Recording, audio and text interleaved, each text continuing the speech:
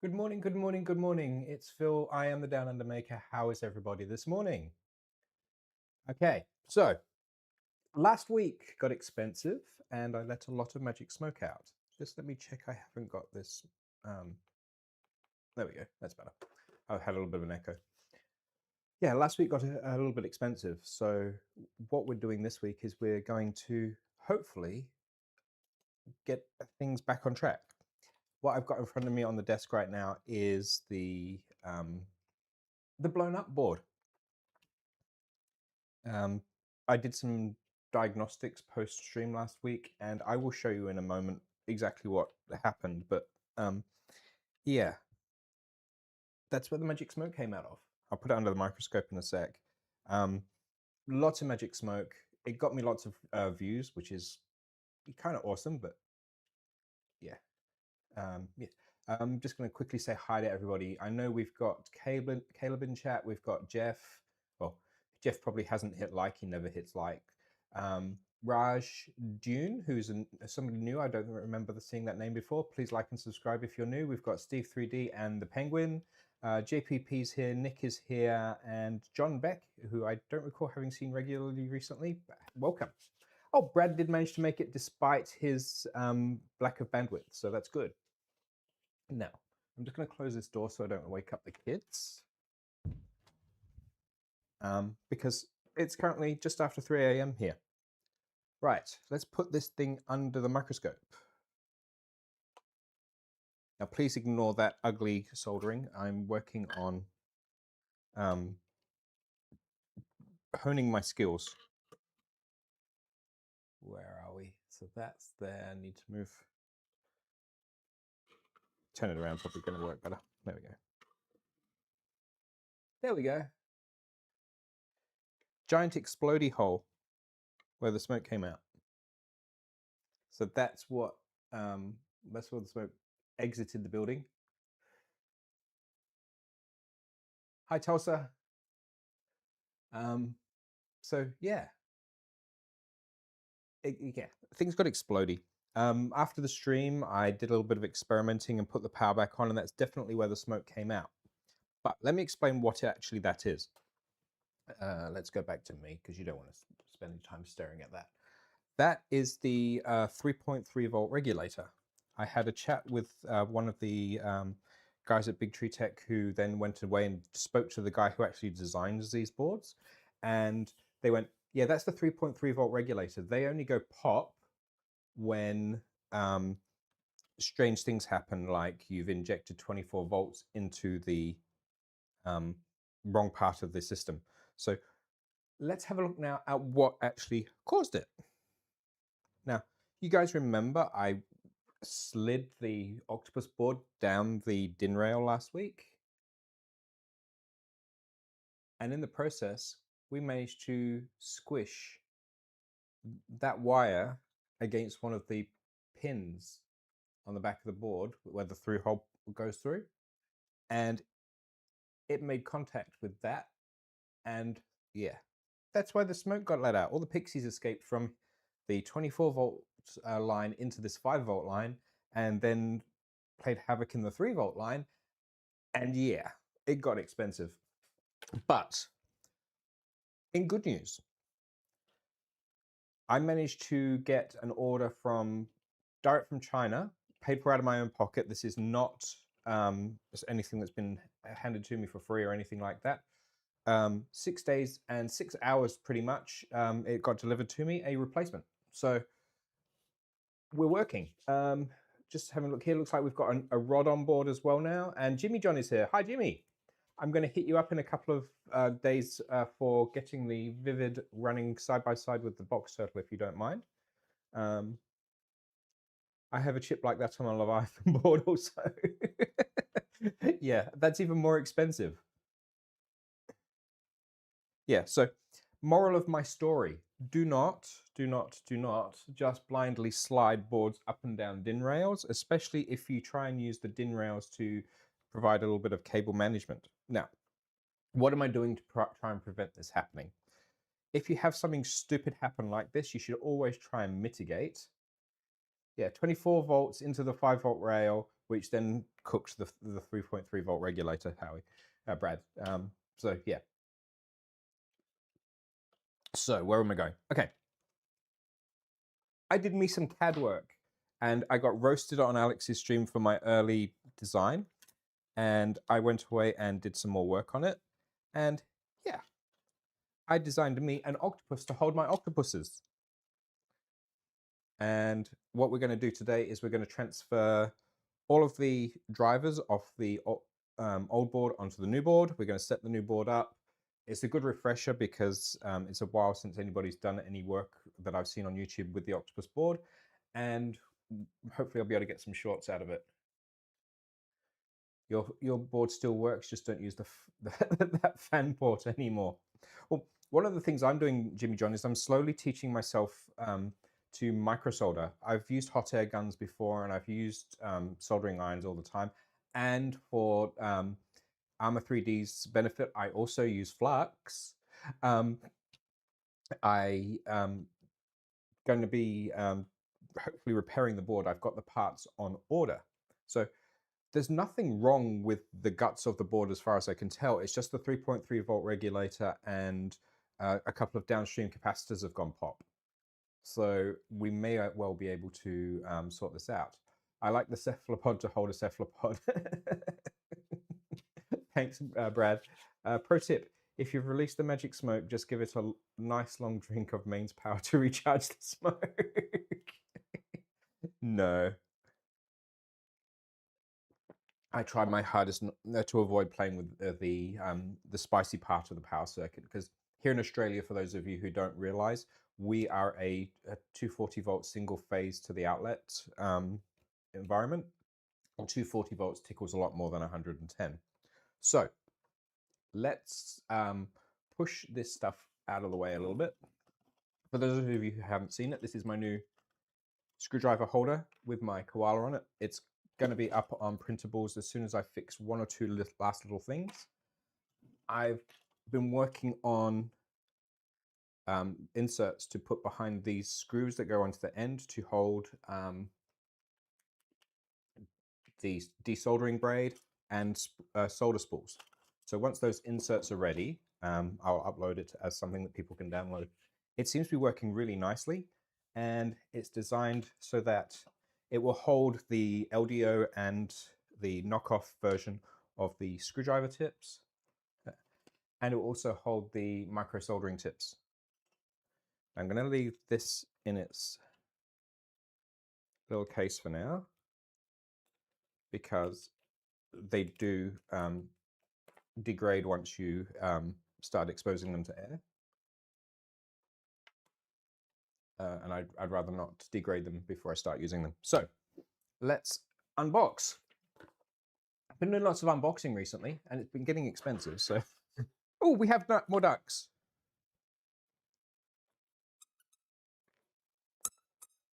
He does squeak. I'm surprised that didn't wake the dogs up. They normally come tearing across the house when they hear the ducks.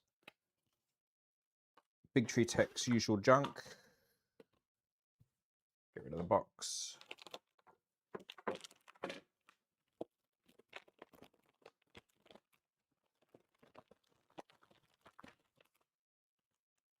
I thought for a second I was missing all the jumpers, but the jumpers are in here.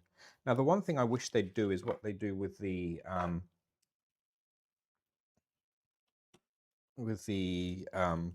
tool headboards, and that includes some of the 4-pin JSTs and 2 and 3-pin JSTs for those of us who need to do any more crimping. How far from monetized are we? We're, last time I checked, 184 subs short of monetization. So please, if you haven't already, subscribe. That way you add to that tally, because I need 500 before YouTube will start passing back any money they're making off my streams. And I'm guessing they're making a few bucks at the very least. So let me just check what that's got plugged into it. Oh, that was something. Let me just see if I can bring it up for you guys. Now, remember we unboxed my multimeter at the beginning of last week's stream as foreshadowing? I can't remember which way I've set this up, but one of these screens I've been playing with. There we go. In the top corner of the screen, I now have my multimeter software, and I need to refine it. That one. And that one.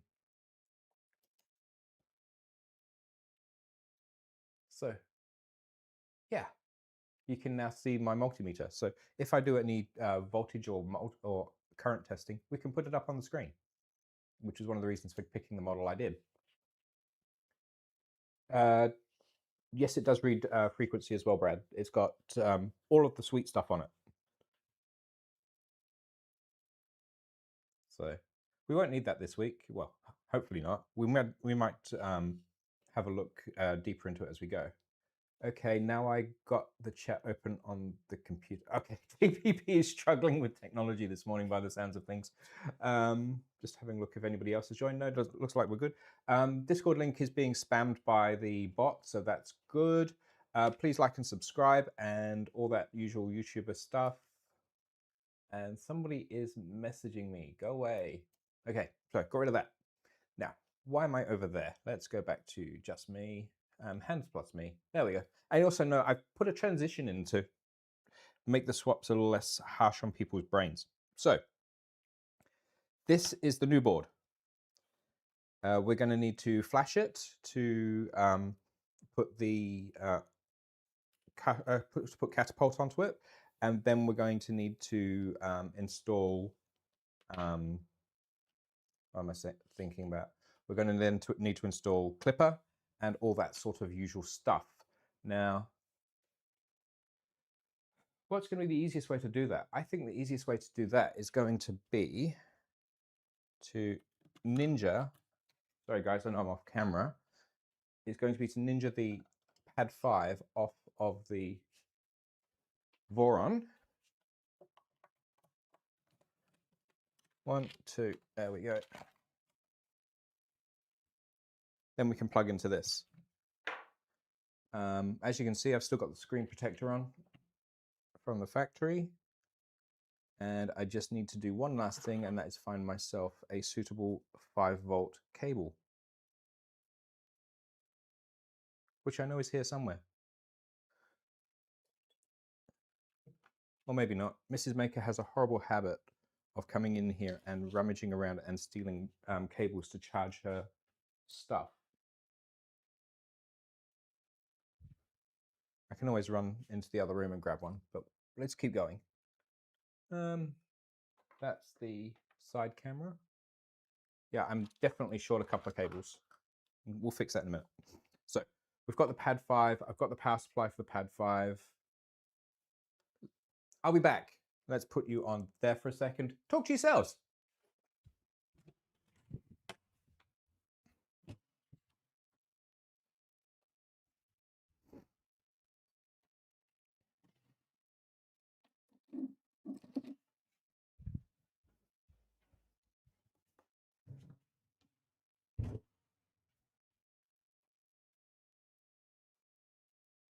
There we go. I should have been a bit more organized. So I'm just going to plug this in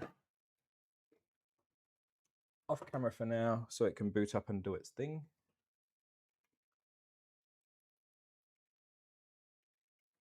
Hopefully, maybe. It's all lit up. There we go. Just took a moment. So what do we need to do? We're going to need to transfer all of this stuff across. Now, on my third screen, I've already gone to GitHub, well, via, no. Oh, hi, Kegel, Duck, Duck, Goose, okay. Just making sure my thinking was correct. Yes, oscilloscopes are normally used for measuring frequency, but if you're out in the field, they're an awfully bulky thing to carry around. So, and they're also quite sensitive. So what I've done is, whenever I go to Big Tree Tech GitHub, I find it awfully difficult to find all the repos. So I usually do a direct search, Big Tree Tech space GitHub space whatever board I'm looking for. And yeah.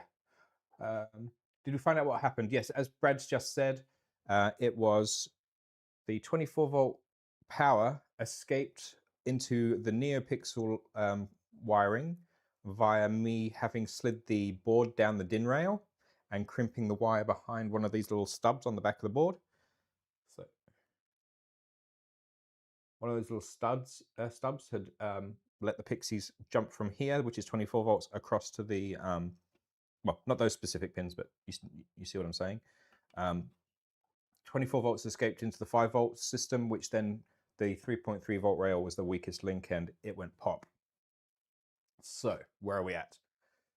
Now, I have done a quick check of these drivers and they seem to all be good. Those ports I had set aside for some beta testing I was doing with some special drivers, so we won't need to worry about those ones. I'm just scanning through to make sure I'm not missing anything. Now, for some reason, I have that port blanked out in my config. There must be a good reason for it. I don't remember exactly what it is. But if I've got a blank inserted, it's usually for a very good reason. Now,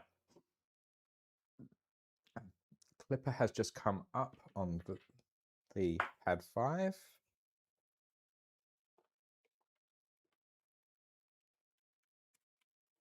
So I'm plugging a cable in. Now, I'm going to pull the fuses out of the broken board, because that way it's easy to tell it apart from the new board. 1,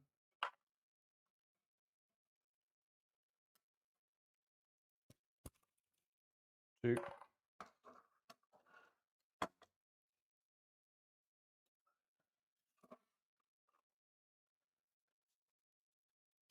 3. Don't know if you can see this, but you can.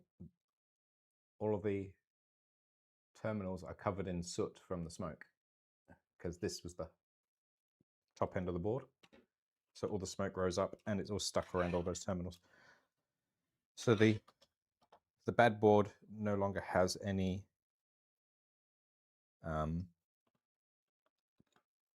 fuses in it. So it's easier to tell apart and I don't end up doing something dumb. Right. Let's jump onto that one. And this is the Big Tree Tech Octopus repo. We're going to go into hardware. And while we're waiting for that, Esotericals guide. Now, the reason we're coming into here is we need to double check which jumpers we need to connect to allow it to boot into DFU mode.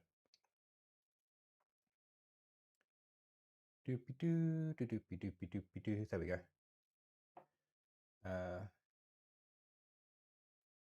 How many Creality Index clones am I ordering? I like my information to stay here, not out in the world. So, yeah. I hope that answers your question. Let's zoom in on this. Now, this is a PDF, so you can get really, really zoomy. It's probably still going to be incredibly small for you guys to read. It's not the greatest for me to read, to be honest, from this distance, because the TV I'm watching this screen on is about 5 feet from me. Now, I think we might be better off having a look at Esoterical's site. He's usually got much better details on this. So, mainboard flashing. And we're going to scroll down to common mainboard hardware, Octopus.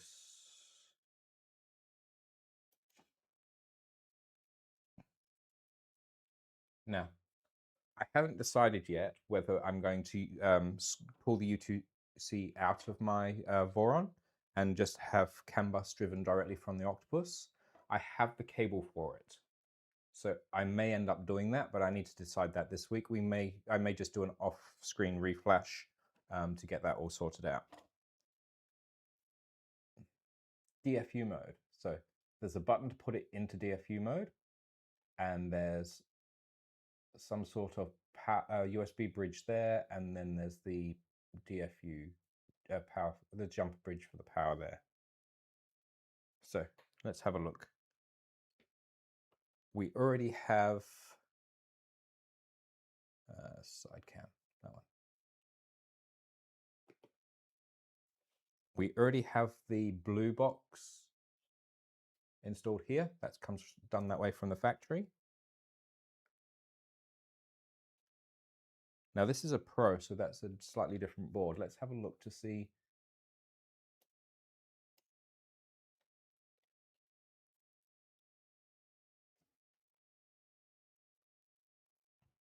Aha, so slightly different board. So let's have a look at this.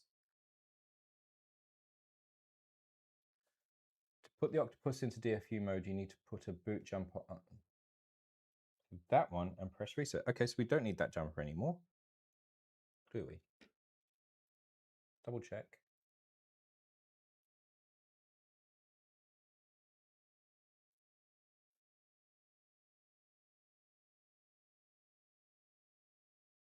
Maybe we'll go back to the Octopus Pro information and have a quick check.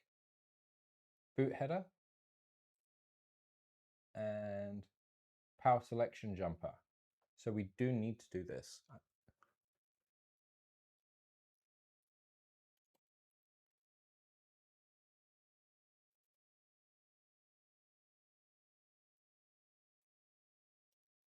Just going to try something. Let's see.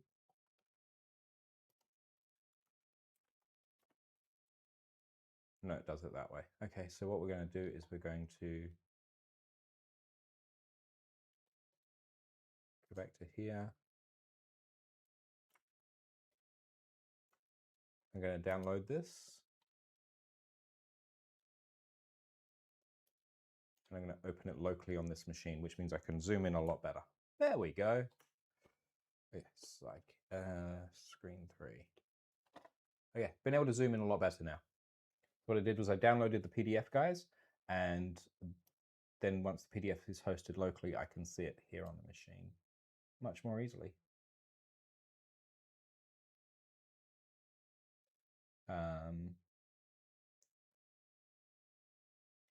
Powered by the U2C and powered by power in.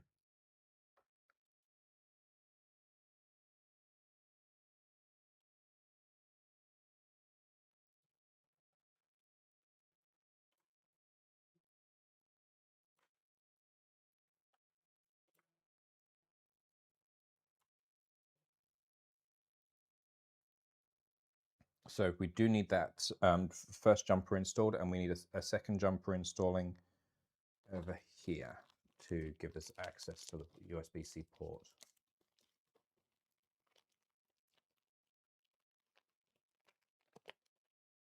So this header that I'm talking about is tucked in.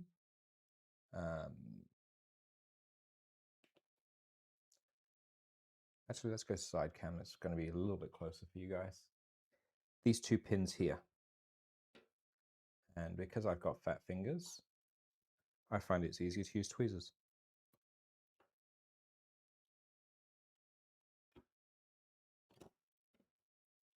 Okay. Maybe it's not always easier to use tweezers.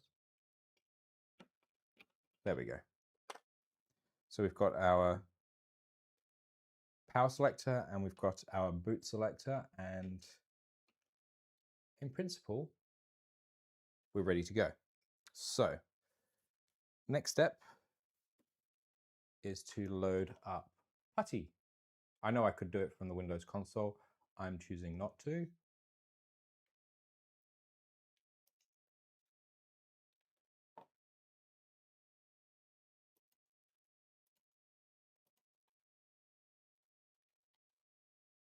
And I do have a specific Putty view, which is there.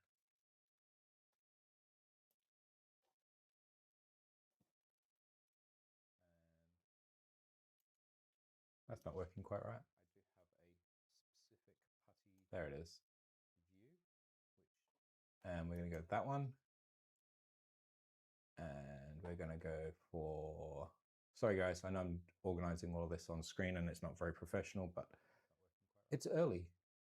I need that one. For that one. Okay, so now I've got Esoterical's Guide on one side, and I've got putty on the other, so we can see exactly what I'm doing simultaneously. Okay, I'm in.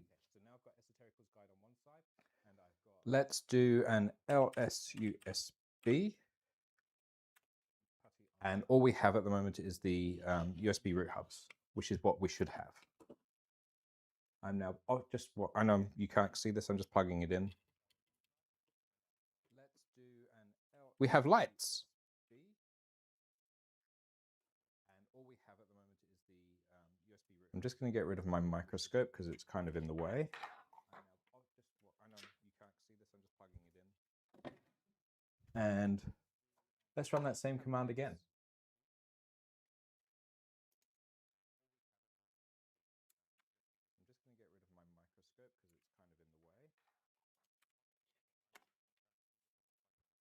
And we have something new, don't we?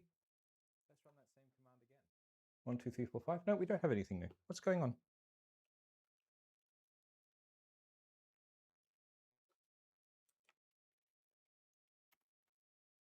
Nothing's showing up. And we have something new.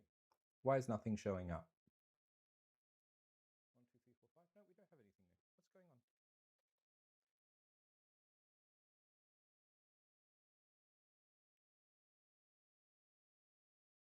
Nothing's showing up. Why is nothing showing up? Nothing is showing up. Let us refer to the Big Tree Tech manual. That one.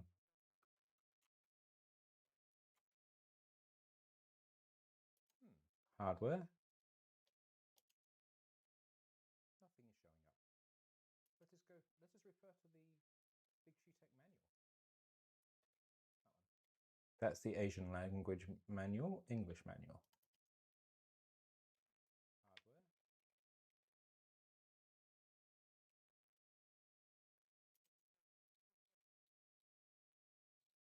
Doopy-doo. Doopy-doo.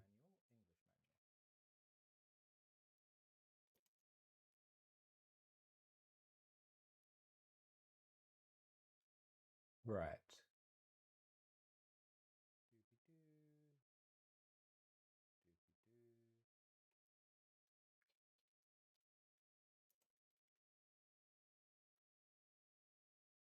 One of the things I've been asking the Big Tree Tech devs to do as they do these manuals now is to put important things like how to flash it right at the beginning. So we do, according to this, definitely need the jumper in on that spot. So that's already in. Do these manuals now is to put important things like how to flash it right at the beginning. So we do, according to this, definitely need the jumper in on that spot. So that's already in.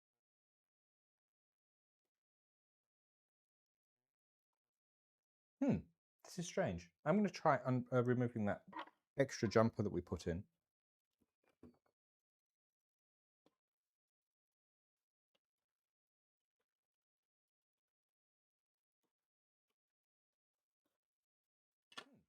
is strange. I'm going to try removing that extra jumper that we put in. That's better. Okay. Why do I say it's better? You can't see it on the screen, but I now have a Datacom's flashing light on the board.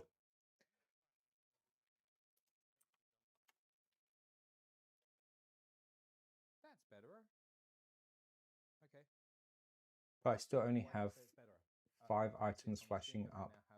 Let's unplug it. Yeah.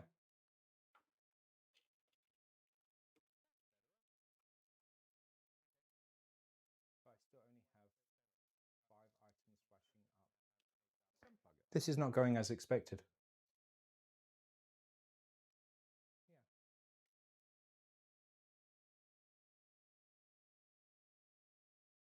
Just scan back to chat, see if anybody's got any ideas. Penguin's been eating Jaffa cakes. I could only eat 1 or 2 of those at a time. Second star on the right, straight on till morning. Thanks, Alex, for really good input. It's always happy hour in your house, Raj. Sounds like I should visit. Actually, partially to commiserate last week, the day after stream, there was a local wholesaler who was having a clearance sale. So Mrs. Maker was able to pick up, I think it was 8 bottles of gin, and we walked away with about 30 bottles of wine to restock the wine cellar. And we did so at a much cheaper than retail price. So very happy about that because the wine cellar was looking kind of sad.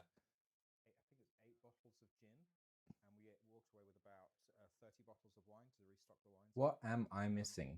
And we did so at a much cheaper than retail price. So very happy about that because the wine cellar was looking kind of sad.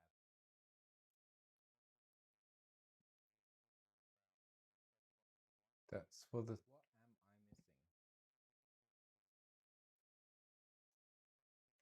The Octopus can be powered by the USB-C port by inserting the jumper as shown below to make it easier to compile and download the firmware. If you do not connect this jumper, then you must provide power to the board via the mains, so the normal 24-volt supply. Okay, so that's fine. The Octopus can be powered by the USB-C port by inserting the jumper as shown below to make it easier to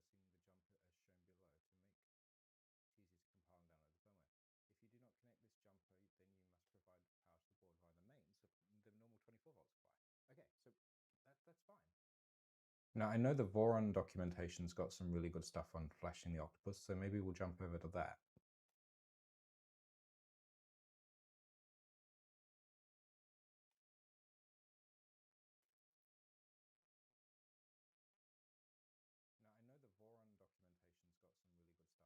It says page 23 is communicating with the board.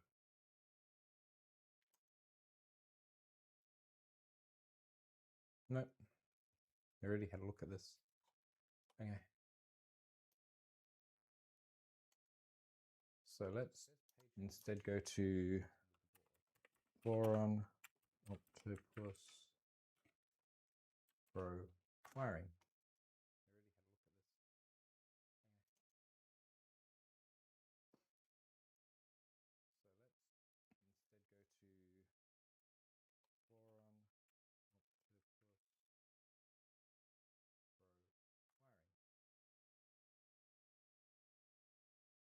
The build. Software installation.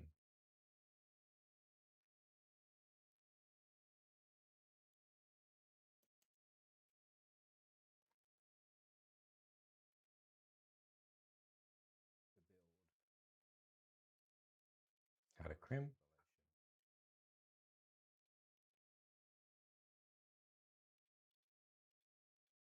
How to do probes. MCU controller wiring. Voron to Octopus.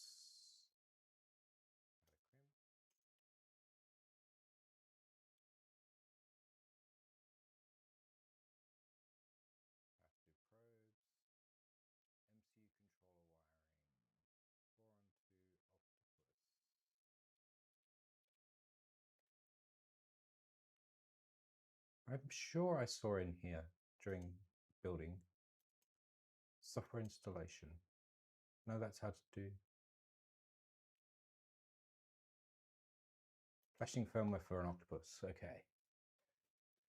Don't have the hot ends connected. Yes, I know that bit.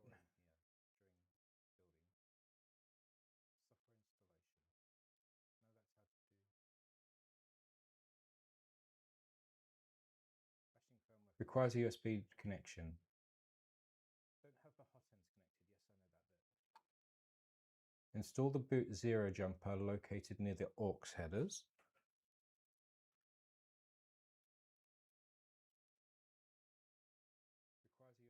So it does say to install that jumper.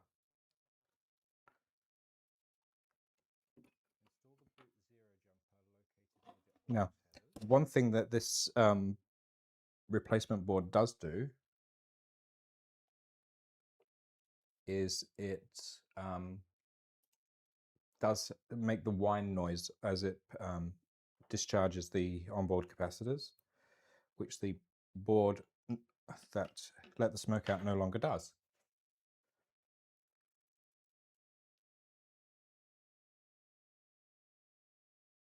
I should be like a good subscriber and heckle the man, and he doesn't even read it for shame. Thanks, Alex. I accept your heckles in advance.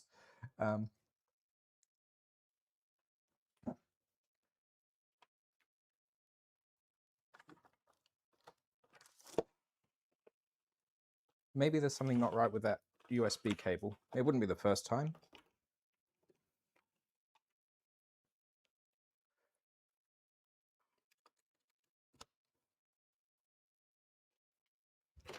Oh, there we go.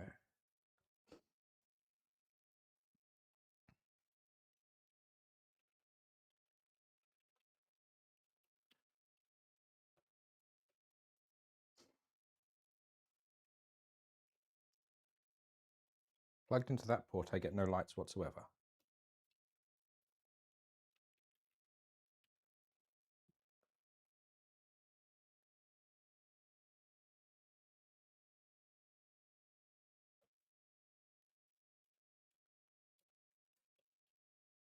I'm getting nothing from this thing. Let's unplug from there.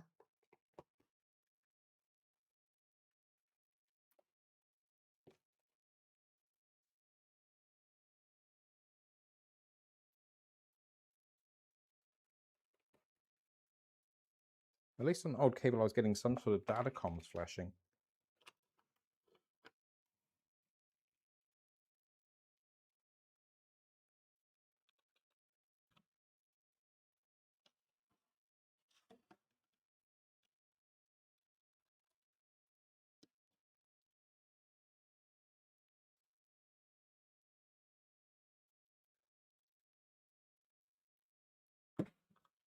The CM5 is shut down, I think. Let's have a look at this.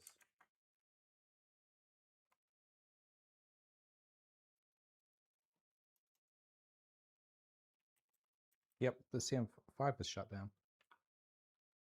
Why did you shut down? Was it too much? Maybe it's too much power draw. It shouldn't be. It's a 30-watt supply it's got.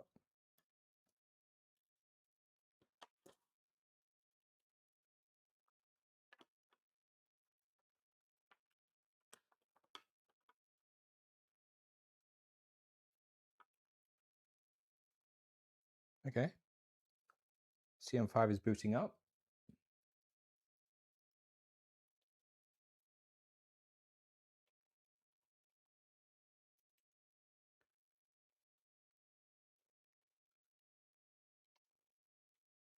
Let's put you back on that screen so you can see what I'm doing. Restart session.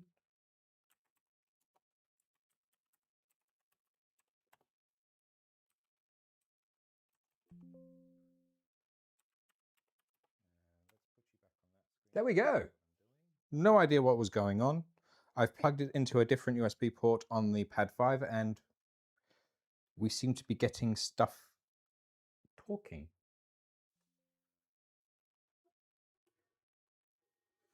So let's go to CD catapult and make menu config. And we're in. So let's go to CD catapult. Just quickly checking a few bits and pieces. That makes sense. Now let's go to Esoterical's Guide, because Esoterical's Guide is going to be the most appropriate, I think. And we're going to go to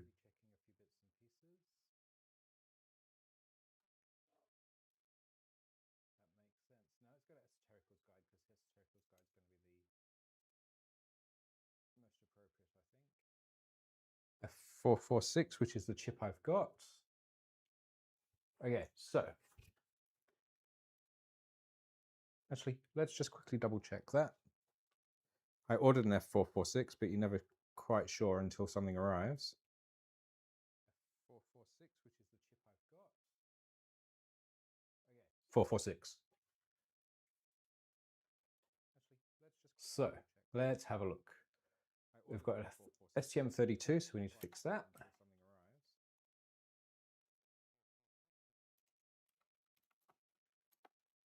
STM32, F446. Bootloader offset is 32. 12 megahertz crystal. Comes.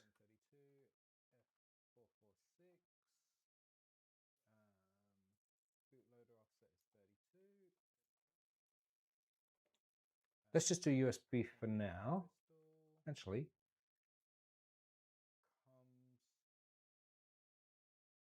it's not going to matter if I know it'll set up a second CAN network. I'm not going to set up a second CAN network for now. So PA11 and PA12 is fine. Application offset 32, USB ID. Now, I have done a whole stream on this. You can actually set custom USB IDs.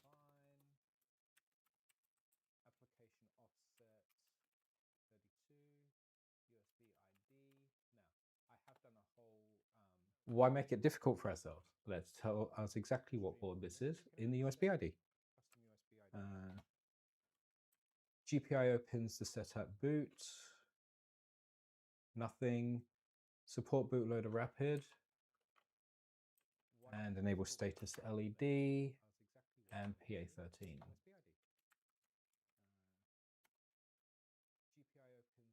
So, Q. Why? Make space J4. So what this J4 does, and I covered this as well in the USB ID stream, is it allows the Pi to use more of its cores to do the processing, and you saw how fast that was. So that is now done. We have a catapult build.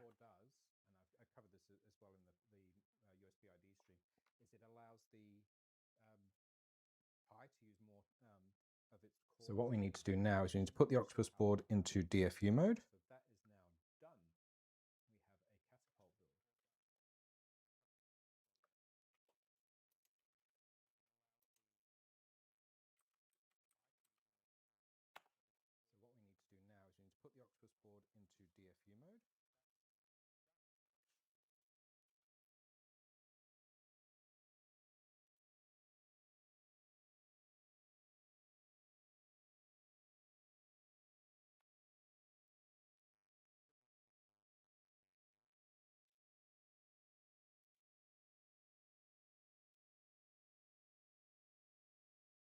Okay, so we have the COM port details there.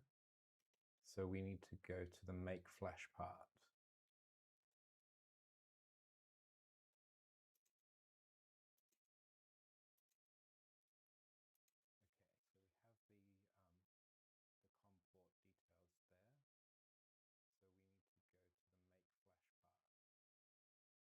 And we need to go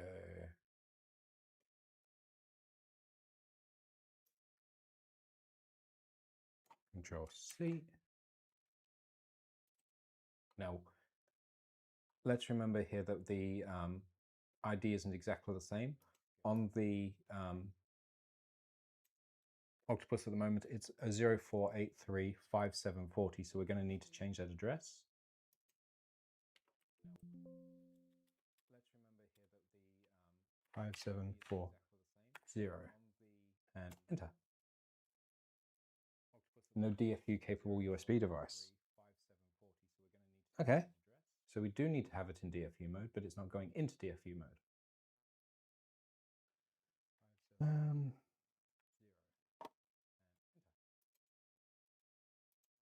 DFU capable USB device. Okay, so we do need to have it in DFU mode, but it's not going into DFU mode. Going back into the manual, Control F, DFU, and no references to DFU, of course. So we know we need to go down to page 23. Going back into the manual from where we were in there last time. F, DFU, and no references to DFU, of course. So we know we need to go down to page 21, 22, 23.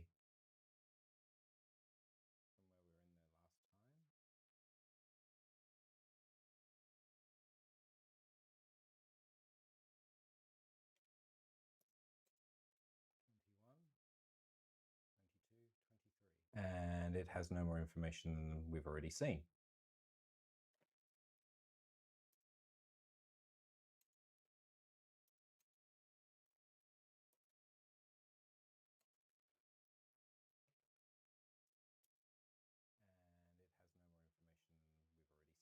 Now this is really hard to navigate.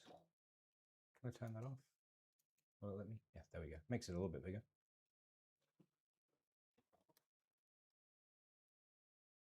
I'm sorry, guys. I'm normally a lot more organized than this, as you guys have seen.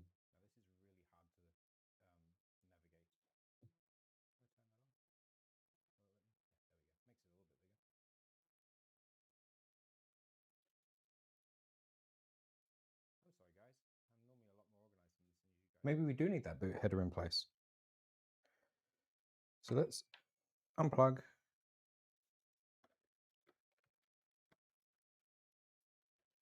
Plug. And the moment that header is installed, it crashes the Raspberry Pi 5. Which makes me think it's not the right header.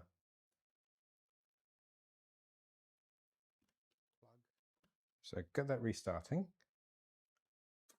the moment that header is installed, it crashes the Raspberry Pi 5. Which makes me think it's not the right header. So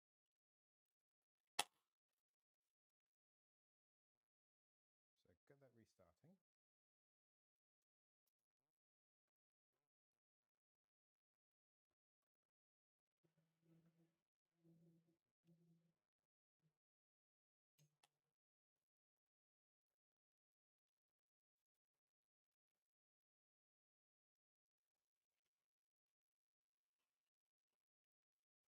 Let's go back to me for a minute.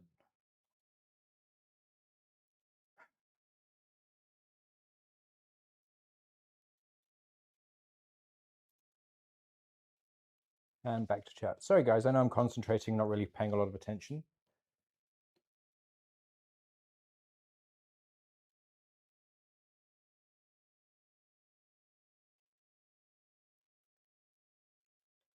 So Brad, there's you might have this F72, you might have the H723 version. Getting through chat.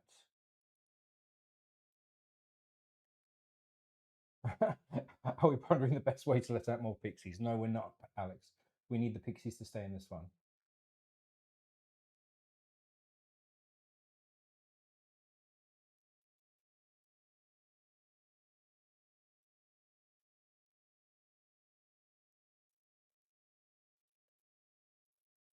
Yeah, we definitely don't want to don't want to get Tinkerbell involved, do we? So deep breath. Let's have another look at this. So I've got the board orientated exactly the same way as they do on the PDF.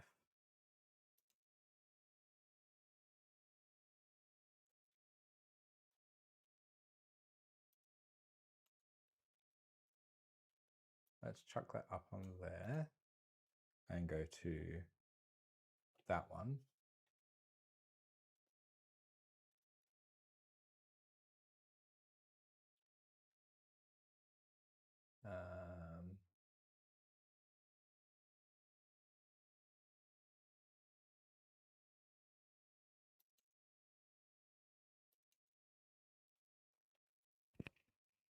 I know chat doesn't stand out very well on this. I'm sorry, but it's just the nature of things. So let's have a look. Board powered by USB-C port. So that jumper is in. We know that works because everything is working. Then we've got this boot port over here,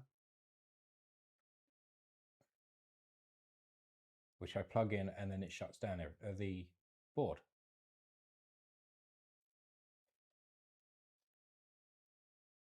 What are the notes?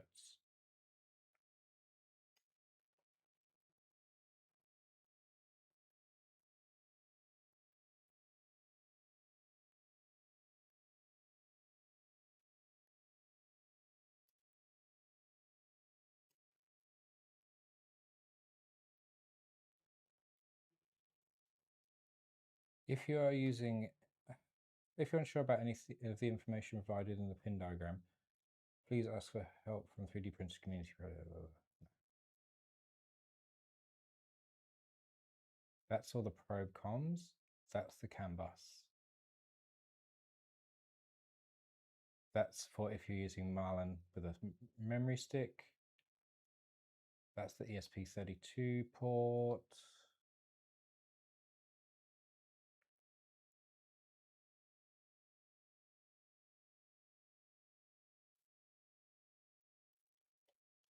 It says that is the boot header, but every time I plug that in, it shuts down the Raspberry Pi.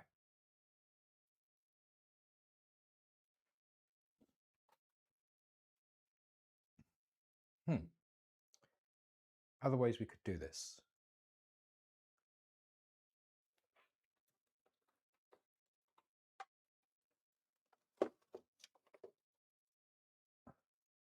I'm just having a look here, and I do have a Raspberry Pi 4.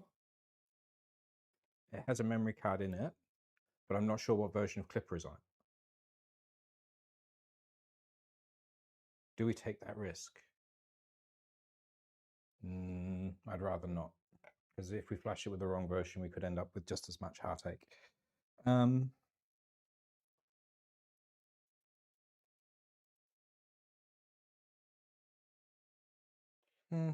Let's boot it up anyway. So where's that big fat cable?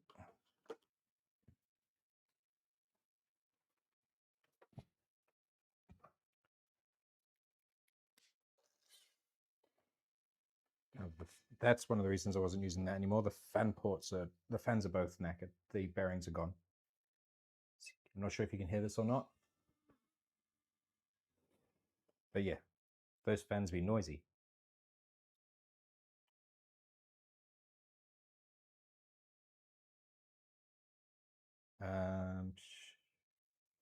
Everybody stop chatting. Maybe you've gone elsewhere. So that Raspberry Pi 4 is booting up. Have I considered a Leviathan? I can't afford a Leviathan at this point, Alex. Missy's Maker's already grumpy that I put the Octopus board on the credit card, so.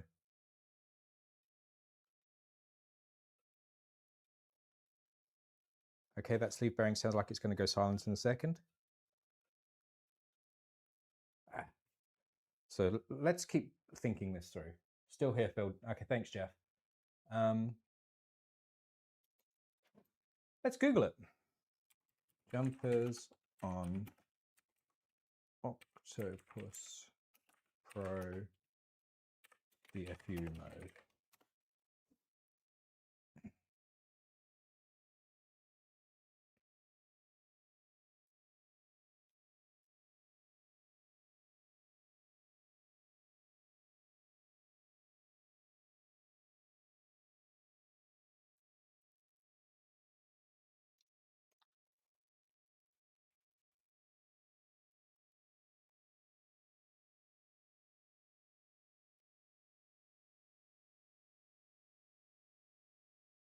Now this is the same board same GitHub we've been looking at.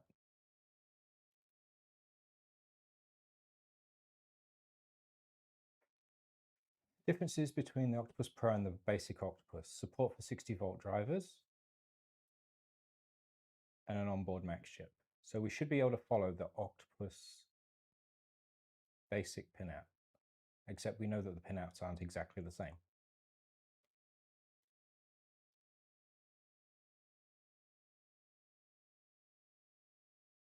But let's just go to the Octopus anyway.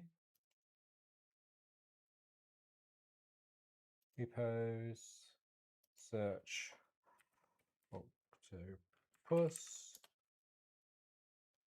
Octopus v1.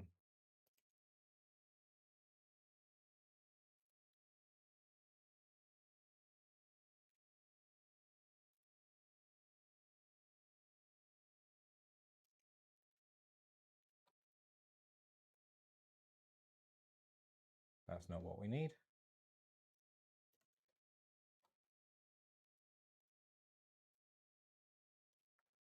Firmware.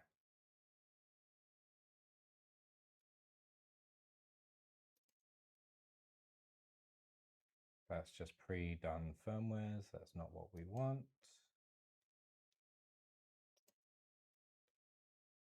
Hardware. Pin JPEG.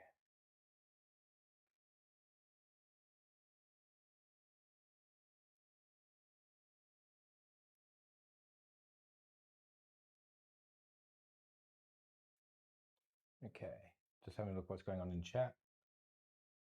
I love these board diagrams, but every time I see it, it makes me think, no, 16 color display. Crack. Alex, are you following the logic of if she's already angry, just go hard?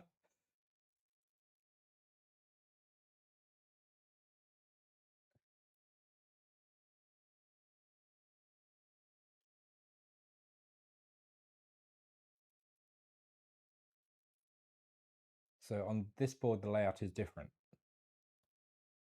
but it does have the CPU power here, and that is the boot jumper on the basic version of the board.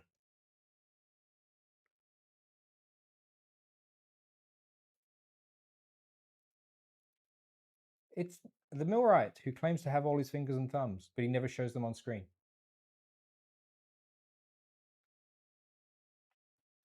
Okay. I can see for sure that the normal Raspberry Pi 4 is booted. So I am going to try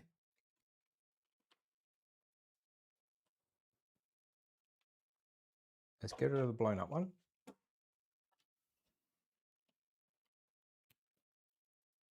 I'm going to try plugging this in and see if it shuts it down.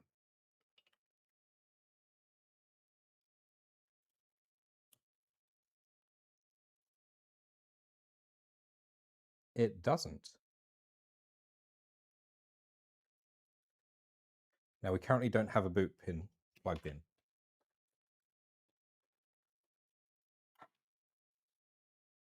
So, and let's go to that one to give you a bit bigger view.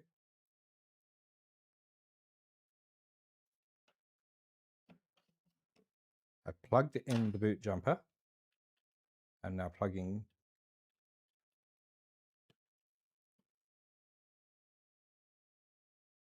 and that has stayed up, but there's no lights on here.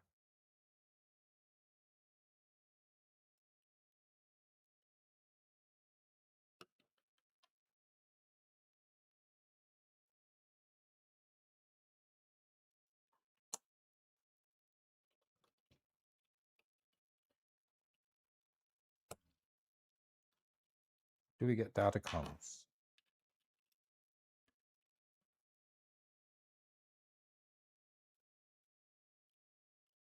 We get nothing.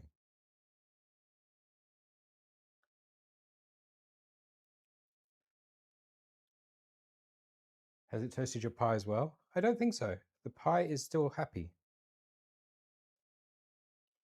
Unplug.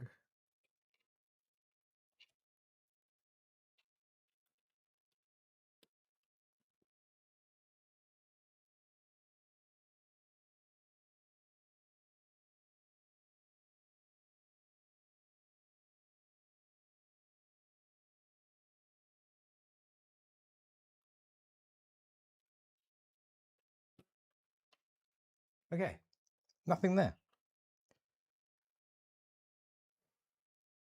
I'm just thinking through the logic of all of this, and I can't think of anything that would be causing this.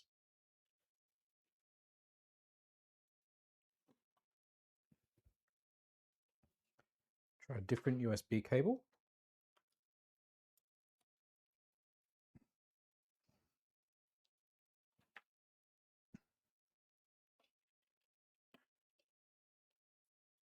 This board isn't even lighting up at all now.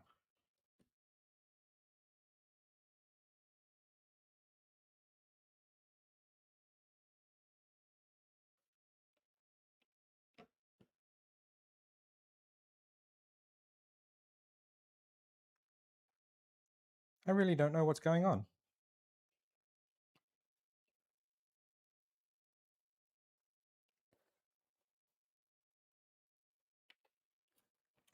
Now, we do know that when we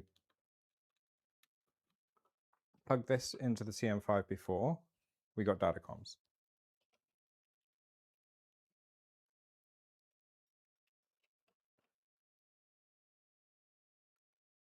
Can you see that? We're getting data comms.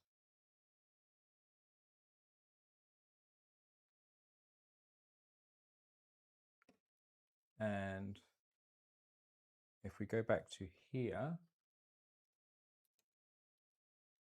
can you see that? We're getting data comms. And I go,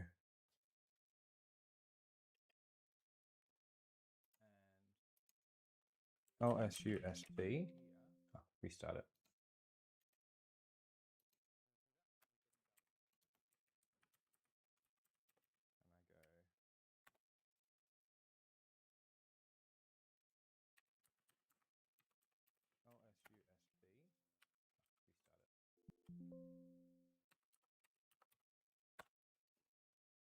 We can see the chip.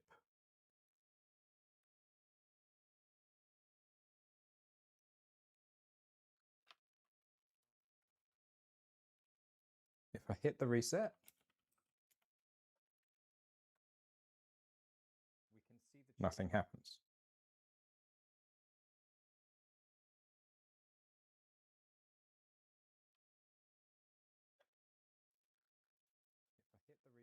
If I install the header while it's powered on, which you're not supposed to do, but I'm going to, nothing happens.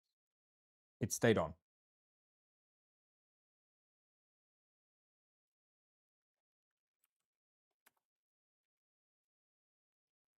If I install the header while it's powered on, which you're not supposed to do, but I'm going to, it stayed on.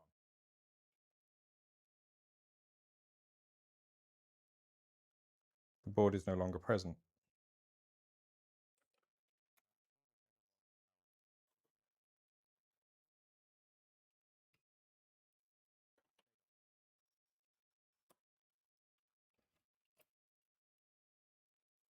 The board is no longer present. Plug it in one more time.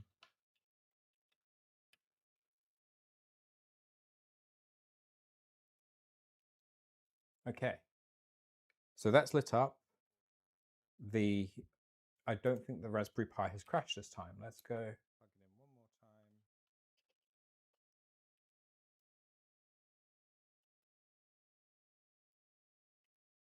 Okay, so that's lit up. TFU mode, we're in. That mic fade keeps making me check my volume.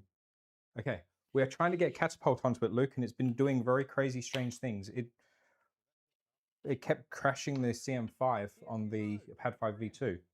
And I know there's plenty of power there, so it's not a power related issue. But we're in, and it's working. We're booted. So, CD Catapult before we lose it. And we need to go to SO's guide. And we are on DF11 now, so that's all good. CD Catapult before we lose it. And we need to go to SO's guide. And we are on That's looking like it's supposed to.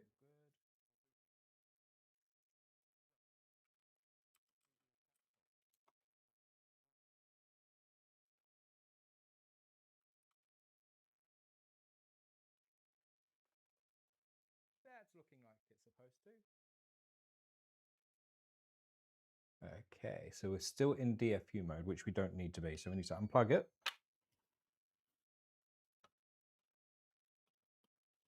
Remove the jumper. Power it back up. Give it a few moments to comms. And we are there. Remove the jumper. Power it back up. Give it a few moments to comms. And we are there.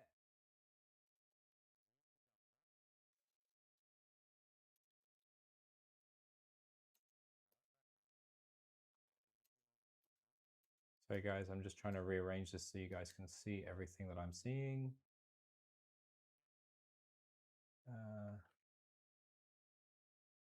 That way. And I need to go to here. No, I don't. That's what I need.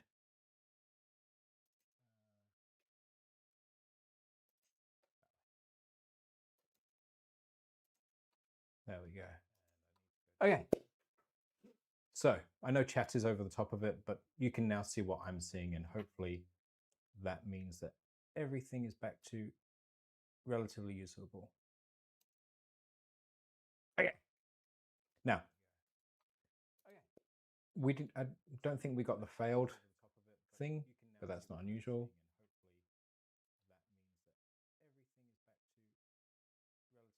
So that's there and there and there. Okay, so we have managed to get the board into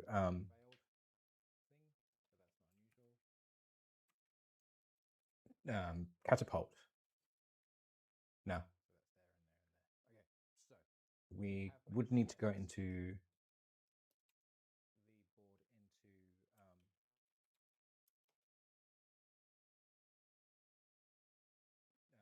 catapult. That's there. That's what we need to do. We need to do serial by ID.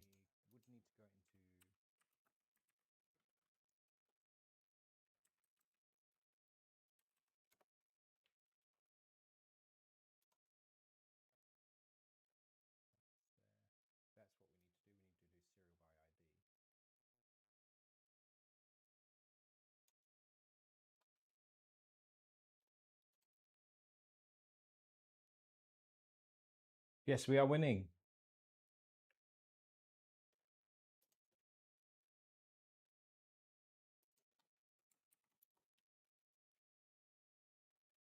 Come on. Just waiting for other things on my other screen to load. Yes, we are winning. Come on.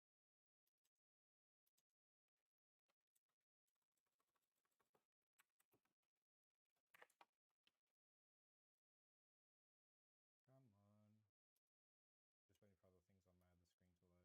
There we go.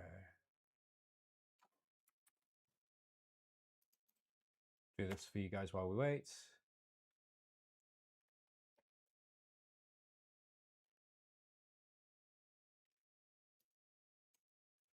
There we go. Serial by ID. It's still got the Marlin firmware on it, so we're going to need to fix that with the catapult. Not with the catapult, with I would have thought that should have the catapult address. That's all right. We can fix that. There we go. Serial by ID. So we now need to do the clipper flash anyway.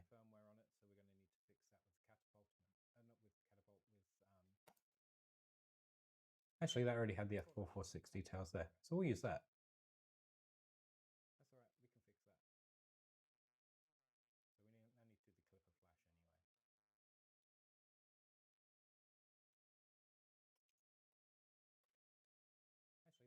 the STM. Oh no, change that one. Contour headboard hardware.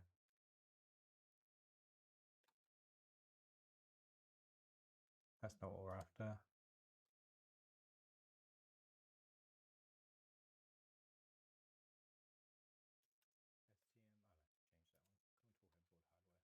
That's not what we're after, Phil.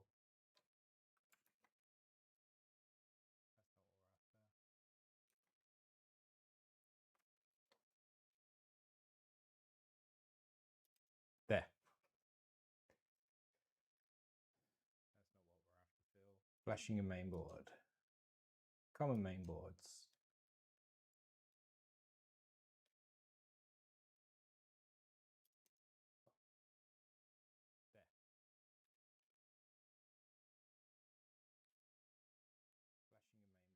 That's the H723. We need the F446, which is under the normal Octopus. Okay. Catapult. Clipper. CD.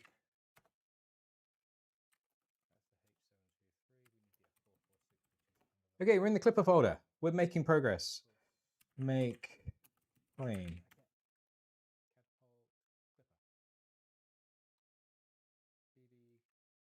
Okay, so that's all processed. We need to do make menu config. We're in the Clipper folder. We're making progress. Make plane. I'm going to move it OBS so I can see what you're seeing a bit better. There we go. So again, we need to enable. We need to tell it it's an STM32. It's an F446. 32 bootloader, 12 megahertz crystal, PA12, USB IDs, Octopus Pro, F446. Q, yes. Make space dash J4. J4 again, for those of you who joined recently, is to put it into 4 processes, 4 parts of the processor are allowed to work on this, which makes it a lot faster. 4 cores, should I say, to be very precise on this. And we're done. So let's go LSUSB, not SUSB, no I's in it. We're on a virtual COM port. But we do have Catapult on here, in theory. And we're done. So let's go LSUSB, not SUSB, no I's in it. We're on a virtual COM port. But we do have Catapult on here, in theory.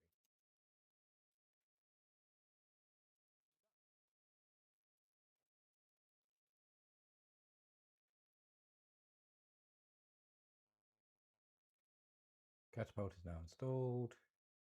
Cambridge, don't need that. Okay.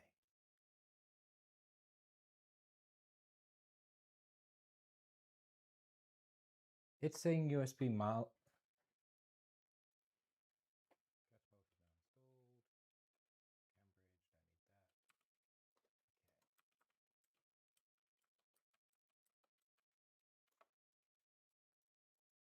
Marlin Big Tree Tech Octopus, which is making me think that we didn't get a successful flash.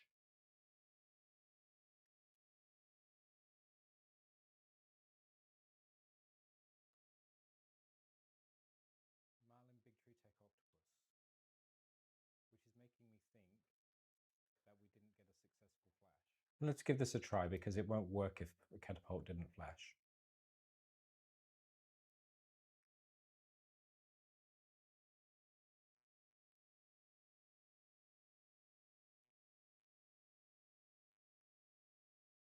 Let's give this a try because it won't work if Catapult didn't flash.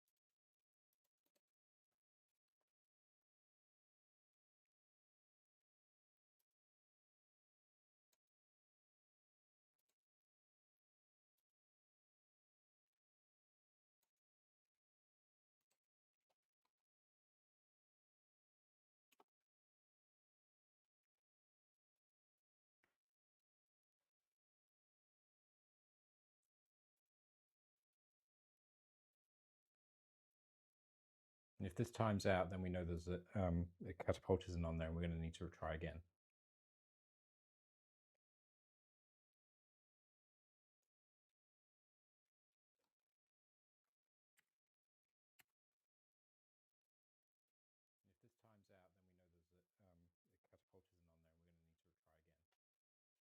Double tap the reset button and try serial by ID.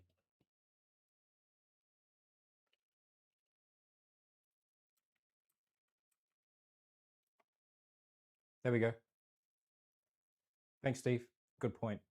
the reset button and try serial by ID. There we go. Thanks, Steve. Good point.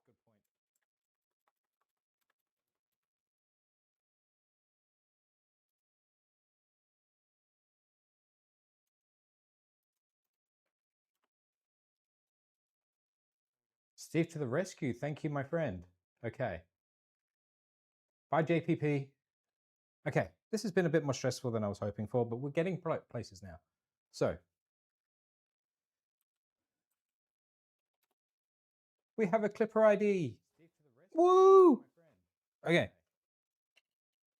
I don't normally struggle with this stuff, as you guys know. So that's all done. Clipper is installed. We can unplug it. We have a Clipper ID. Woo! Okay. The other thing we can do is we can unplug that jumper, which is the one that powers the MCU chip from the USB. Okay, next.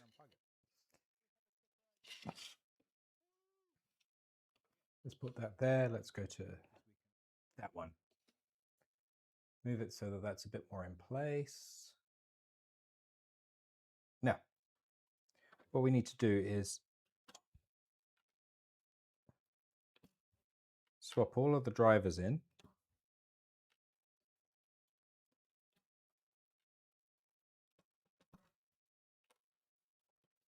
What time is it? 4:19 already. Jeez. Time flies when you're not having fun. Before we can install the drivers, we need to swap all of these jumpers out. So these jumpers are set for UART mode, whereas the board is currently set up for SPI mode, which is what this is.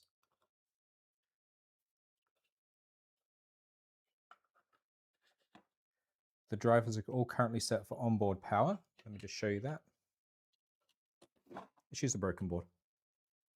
That one. So onboard power is set this way. Versus external power, which is the jumper moved to the other side. So what that does is that tells the board for internal power to use this power port for the motors, and for motor power, which is these two drivers here on this current board, that is to use that port for the power. So make sure we are working with the right board. I'm going to leave everything as is for those first two, and we need to pop out all but that jumper on each of these ports. Get my fingers out of the way.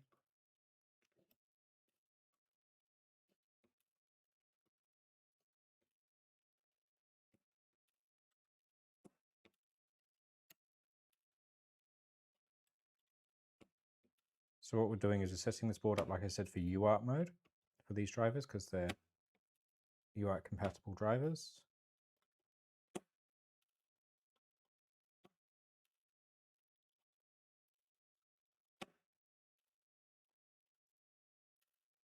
So just double checking against the original board. Yes, that's all fine. That's all fine. Now, one of the things that a lot of people struggle with is getting these plugged in the right way.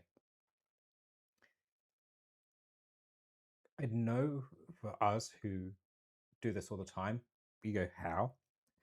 But sometimes you see how there's an elbow of pins? Sometimes the 90-degree corner, it makes it hard to insert and people get all flustered. And sometimes they accidentally insert them the other way around, because they do fit the other way around because there's nothing to stop it.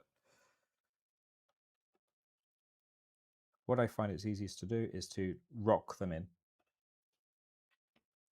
Luke, have you got any techniques that you prefer? Hi, Stephen Paul.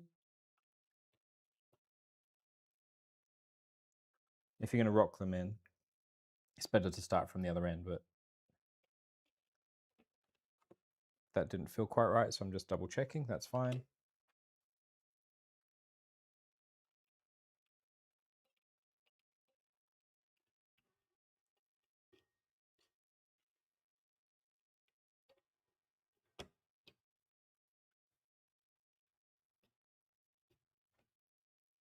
Now, just double checking, there's no pins out of place. There is. Can you see that one? That row of headers got pushed over and it didn't sit properly.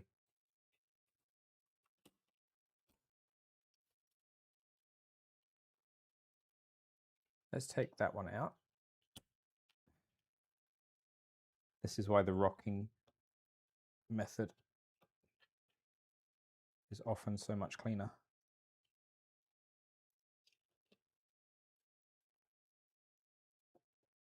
So now we can see that they're all actually inserted properly.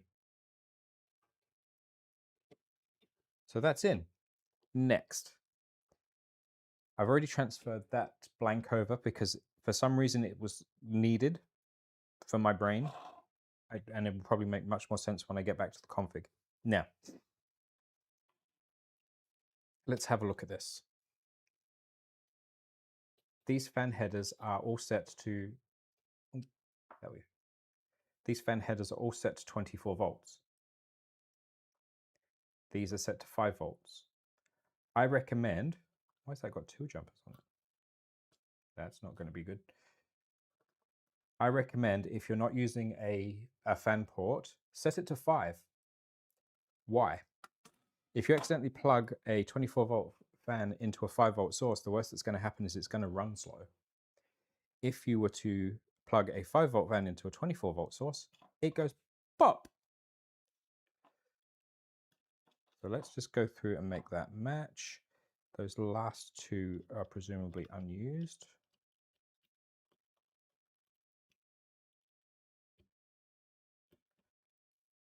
So that now matches my board. Now the other thing I like to do, just so I don't have to go fumbling around, is if I have a board that needs jumpers to boot and be flashed, I like to leave a spare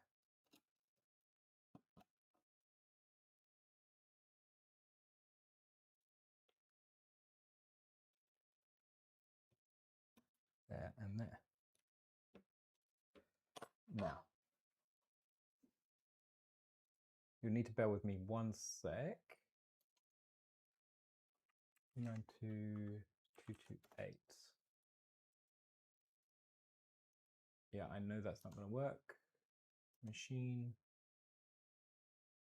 I'm just checking. I'm pretty sure I have end stop set. Direction, stepper pin.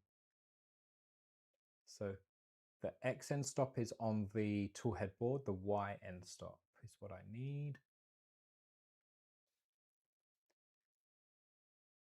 Y end stop pin is PG12. So we can probably get rid of putty now. Let's move that off that screen.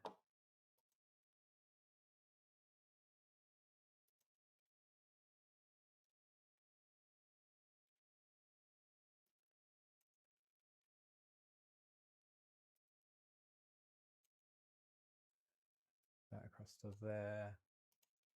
And go screen 3.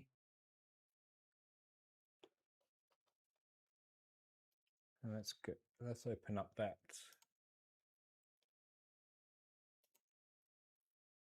downloads.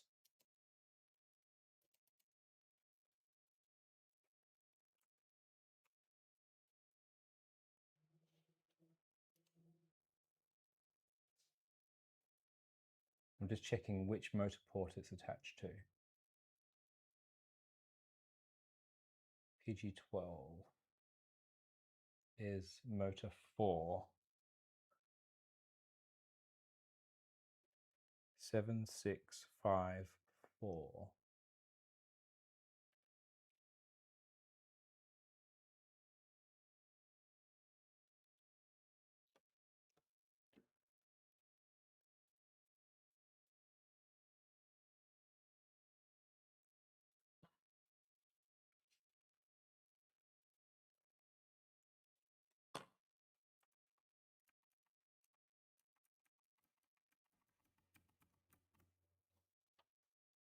So let's go back to that one. And PG12 is the 4th one in from that end.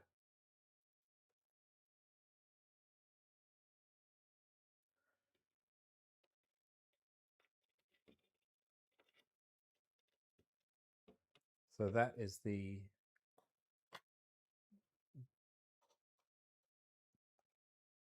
jumper which connects the pin for the end stop to the driver so it knows to stop. So that's in place. I have so much going on this screen that it's getting out of hand.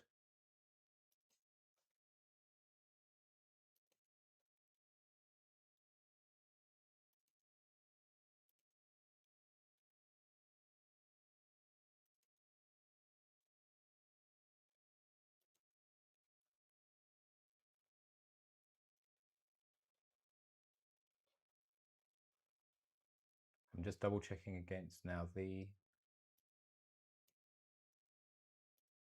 Voron guide.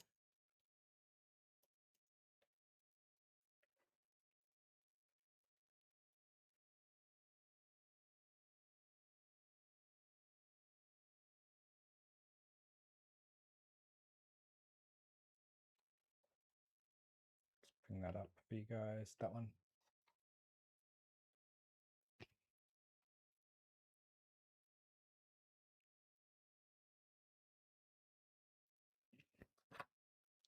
I don't have any probes installed.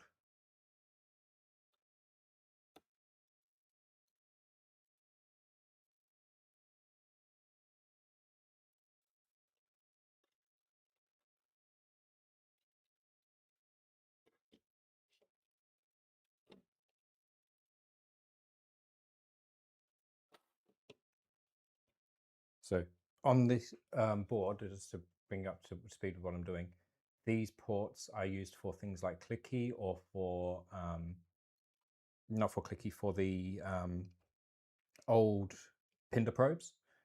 I don't have any of that, so I've just removed all those pins, those headers to, jumpers, I should say, to make sure that nothing can interfere.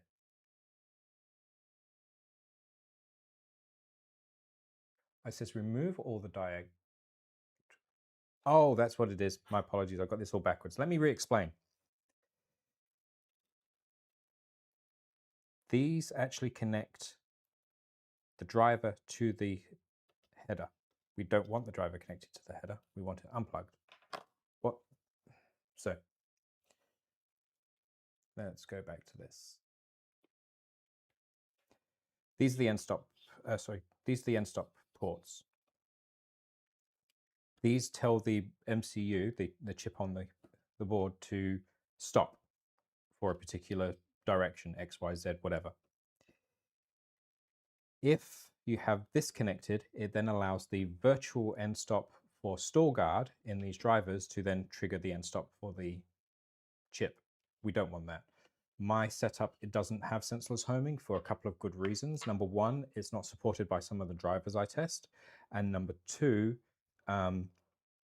with me having Vivid on board, being able to reliably home back to the same point every time, which sensorless homing can't do, then why is the first fan port set to 12 volts? You're right, Jeff. Why is it set to 12 volts? Let's fix that.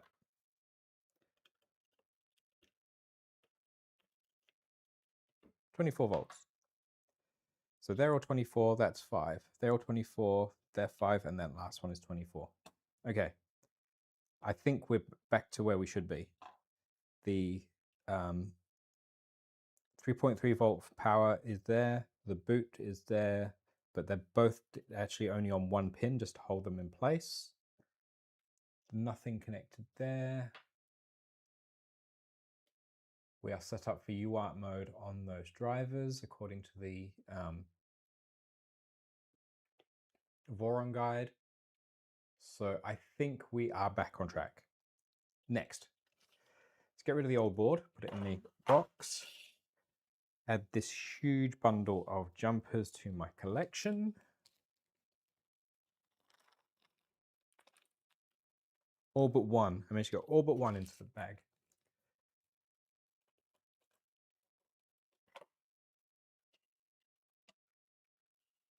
We need some heat sets, and my heat set press, which is going to be fun because there's lots of stuff going on off camera that I can't show you guys.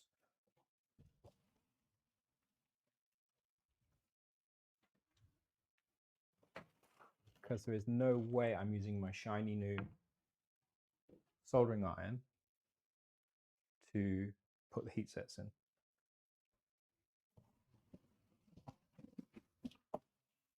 Crash crunch.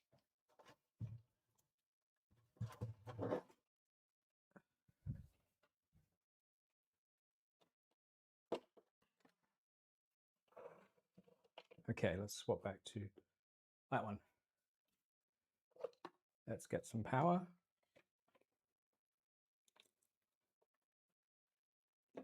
Tuck that way off screen. Okay, that's powering up.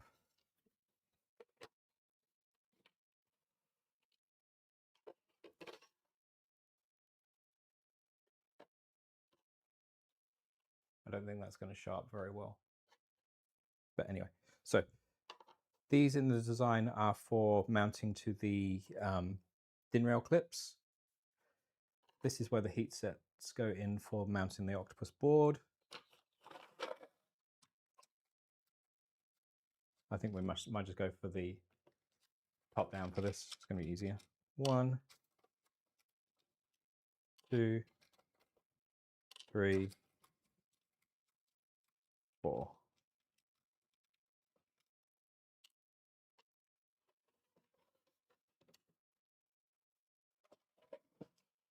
I'll try and put it there to get as much in as I can, but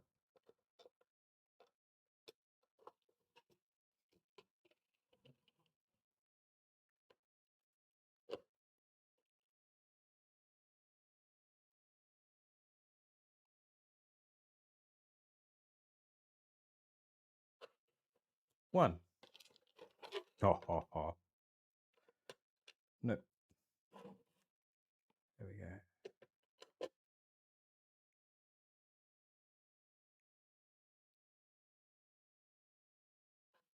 Two. That went a bit far. Yeah, I took the feedback. People didn't like my first design. I took the feedback. I worked a bit harder. I was being lazy. I removed it.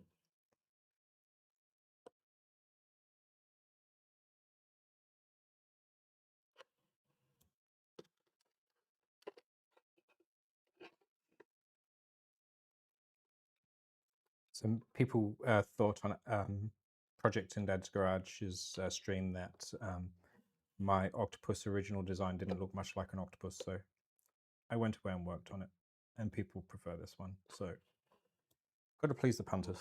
Right, 4 heat sets. Now we'll unplug it and get rid of that.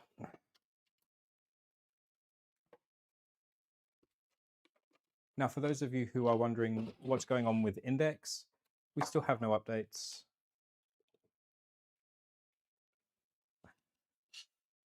But hopefully soon.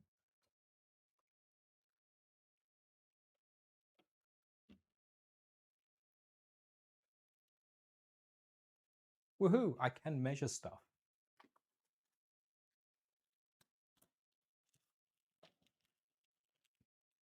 One, two, three,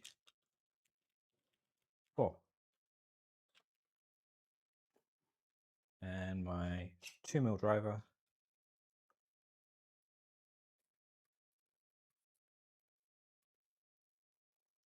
I think Alex has got bored, Jeff.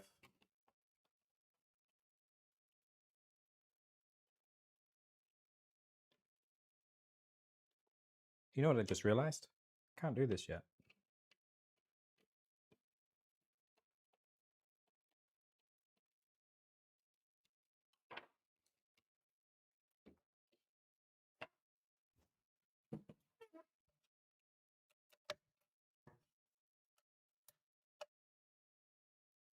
Need the DIN rail clips.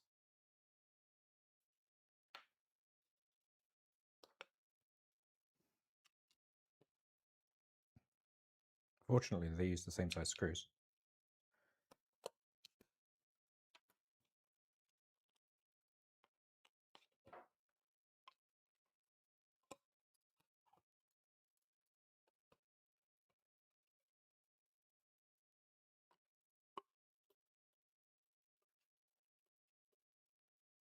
Jeff's on fire today. He's actually compos mentis, which is unusual for Jeff.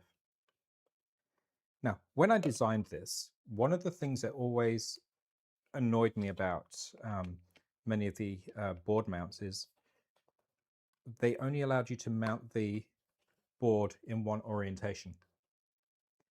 So when I put the DIN rail mounting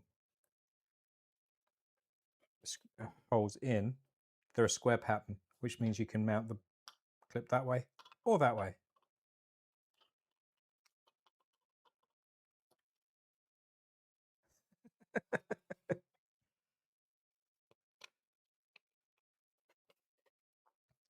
Now, I promise Jeff this will be the last time I mention it.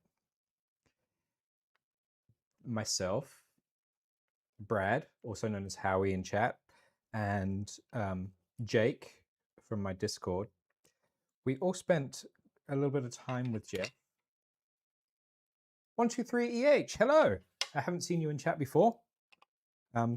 Please like and subscribe if you haven't already.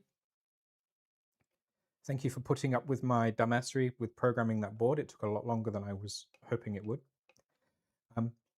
Yeah, Jeff, are you sure you're using the right config file? Yeah, definitely. Are you sure, Jeff? Because everything we're doing is right. Are you sure we're using the right config file? Jeff had been changing one of the backup files.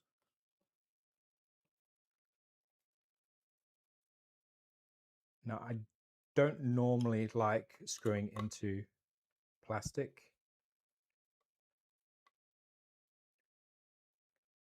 I'm just being very gentle about it. In your defense, you're an idiot.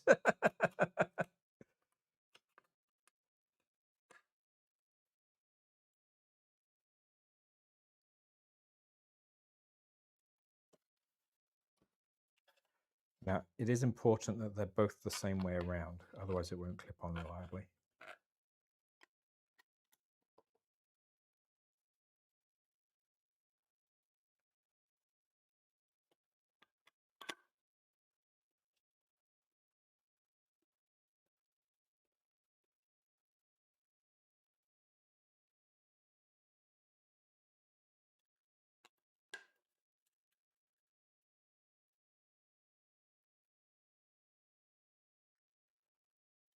Now, for those playing at home, when you're screwing into plastic, being gentle is the key, and this is a compliant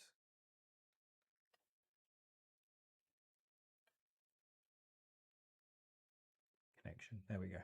So that now sits there, but that also means we now need 4 more M3x6. 1, 2, 3, 4. Here was me thinking maybe I'm going to have to cut the stream short because I'm going to run out of content. Because alas, there is some stuff going on with my printer that I can't show you guys because of some beta testing, and I need to make sure that my configs aren't going to show up. And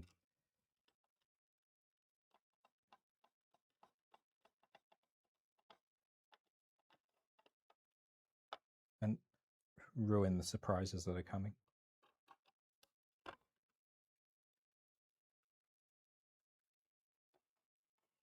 There we go. Do it that way around, Phil, then people can see the screw go in. There we go.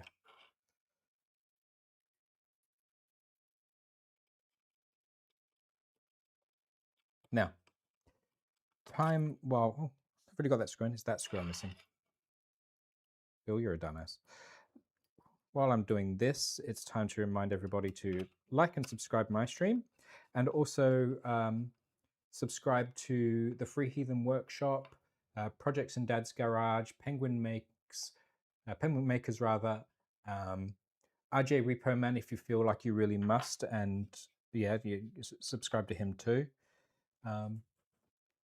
Everybody is cool, and Stephen Poole, he's a Twitcher. If you subscribe to him on Twitch, I'm sure he will love it. Stephen Poole is basically a 24/7 stream that he just has stuff printing and you can watch, and sometimes he chats and sometimes he doesn't. Depends what he's up to. But yeah, it's just different. So what we've got is the board is all mounted. We've got it programmed. We've got all the jumpers in. Next is to put it into the printer. So let's very gently adjust this camera so it's upright. I think we needed to have it tilted back slightly. Very gently turn it around.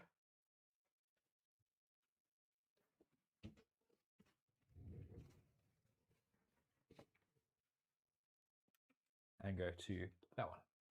Ta-da!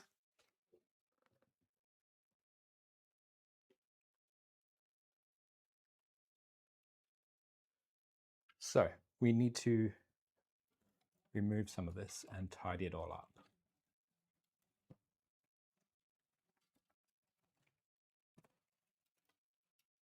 Old clip.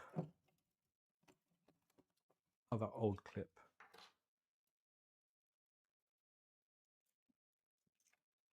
That's the U2C power. That is currently the LED power.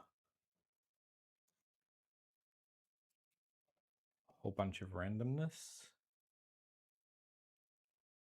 They are almost certainly for fans. Yeah, that's the side skirt fans.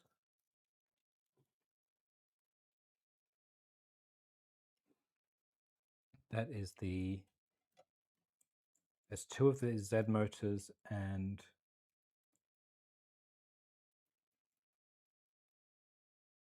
two of the XY.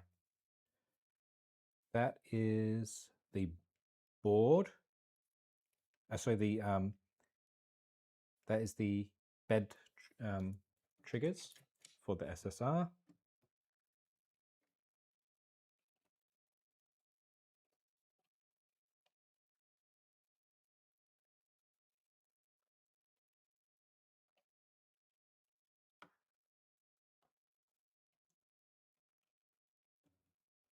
That's 24-volt power.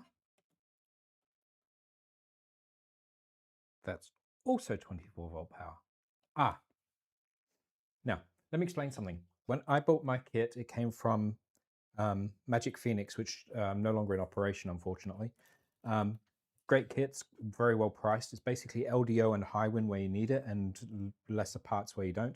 They also used only Meanwhile supplies.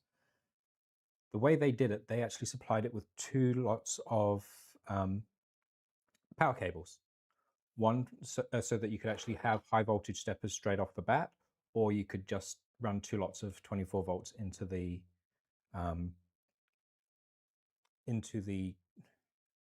Octopus board.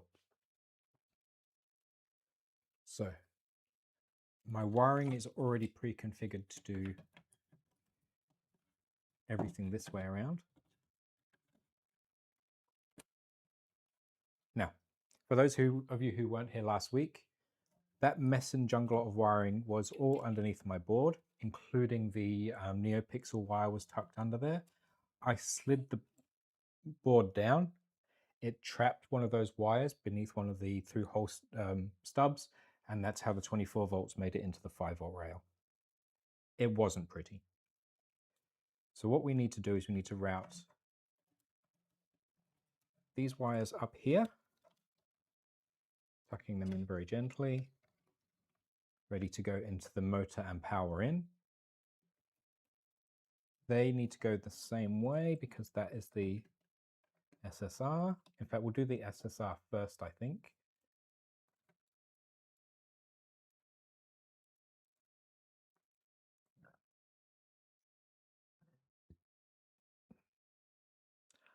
That's what I did. Yep. So bed power on these boards is designed to be done separately, I think. And it's way overkill the way they wired this. You could have just used one of the hot end outputs and saved yourself a lot of high current cable.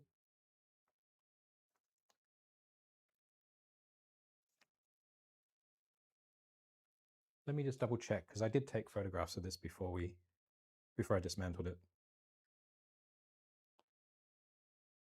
And then I've got something for all of us to have a good laugh at in a minute. Yes, it was bed power that I'd wired it to. That's why I was still running the 2 lots of 24 volts.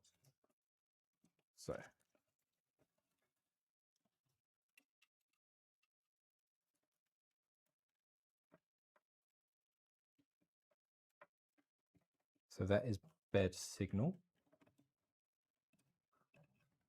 Using crazy overkill wires. And where's my electrical screwdriver? There.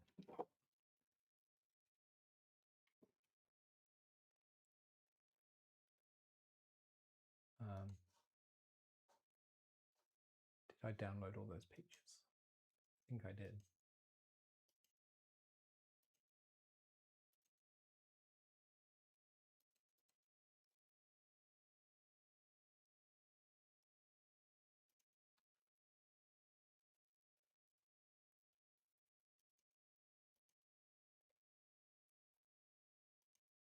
There we go. That's what I'm after.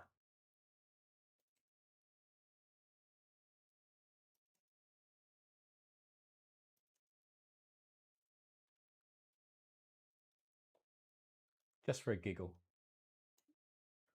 let's go to here. Now, I'm pretty sure it was Nick, although there was a lot of people chatting at the time. I'm pretty sure it was Nick who did this. What do you guys reckon?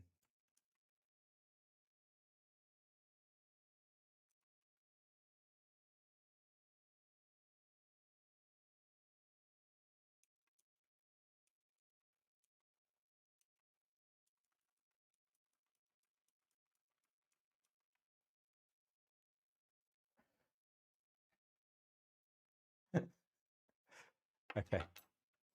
So this was the first attempt. He chucked my image into ChatGPT or which one of the engines, and then he did this. And then we said, nah, not close enough. So he tried again.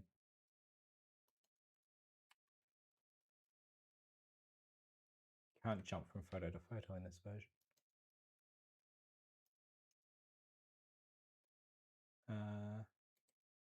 Open with. Doesn't seem like you can open it with photos before and it wouldn't let. It just won't. Lol. So then we've got the bigger version.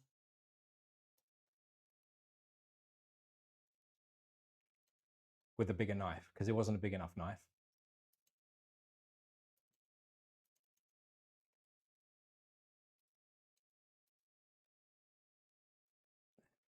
Not quite sure what the difference was with this one, but yeah, it's different.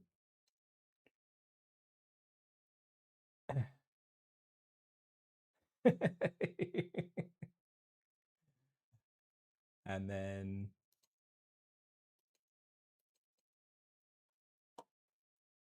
the GPT having the image uploaded and downloaded backwards and forwards, starting getting a bit grainy, but check out the chest hair on that guy. And then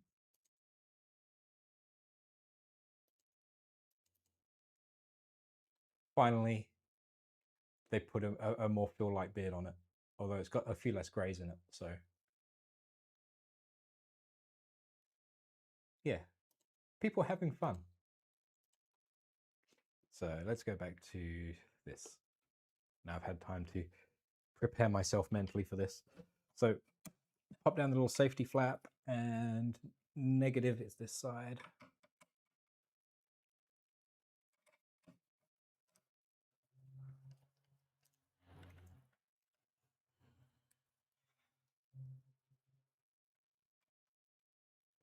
Now I don't know why I like to do it, but I do. When I'm putting crimps in, the fork crimps into these slots, I like to have it so the wire faces down. I think it just means you can see better when you tighten it up. That's why I started doing it.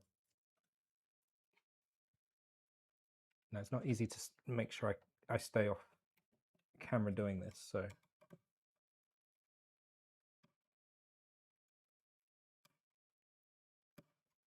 I need a Phillips head for this.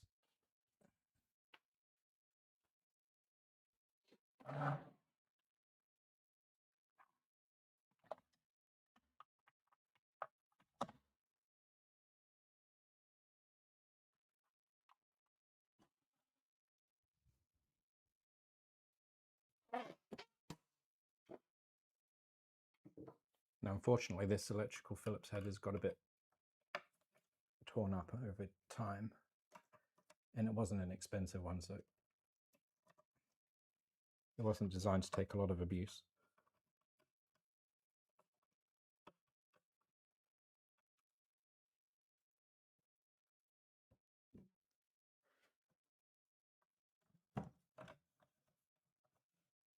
So that's the bed power. Sorry, the bed signal, bed output, bed power next. It doesn't matter which of these two I use, but that one is slightly longer.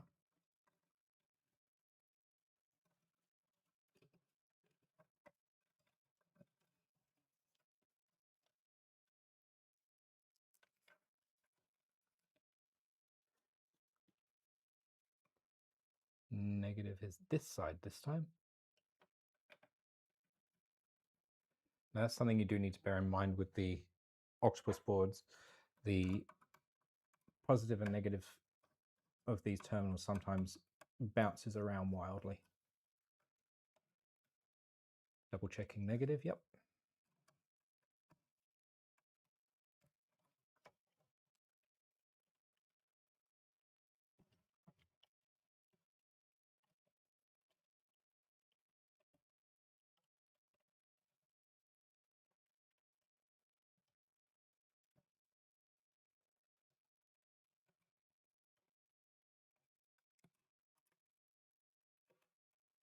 Now I could actually very heavily streamline this wiring by completely removing the bed power and just running the bed signal off a hot end output and basically eliminate most of that wiring. But for now, I'm going to leave it as it was, and maybe we'll revisit that at another time.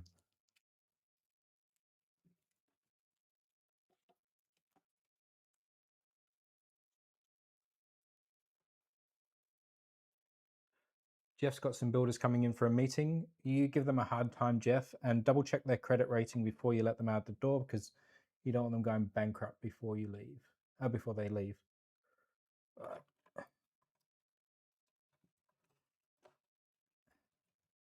Sorry about talking about Aussie politics here, but there's lots of problems at the moment with builders going bankrupt because of them trying to avoid their debts. Double check that. Yeah, positive.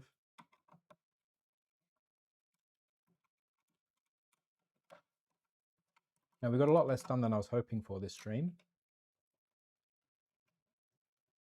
but we didn't blow anything up. Now, we all know that disasters happen in threes. And I unfortunately started the disaster chain, and then Jeremy from Lee Marie 3D then followed it up with also letting Magic Smoke Pixies out of one of his boards on a printer during stream. And I've been warning every other creator I talk to as I go to be sure that they don't do the same. So where are we at? We currently have all of the power applied, except motor power. Motor power is a completely separate thing we can worry about later if I ever go back to testing high voltage motors. We already ran the network cable for the Pad 5 V2. I do have a 90-degree adapter coming. No smoke is always a good thing. Thanks, Stephen. Need to work out which ports these Z motors plug into. I need to work out which plugs he's going to. Now, one of the things I did do back in the day, which I'm not sure if you can see on camera or not, I have actually written in pen what each of these plugs is. So that does allow me to discriminate a little bit more easily which ones are which. So off stream, I will go through, I will label the wires, which I've now got a proper label maker for cables to make that much more easy to read. And we will continue this next week. I'm sorry it's not been the riveting stream I was hoping it would be, but we are closer to getting this working. We have the Pad 5 V2 all working nicely now. We have all my cabling is slowly getting tidied up. That's the end stop wires. So we do need to work on those as well.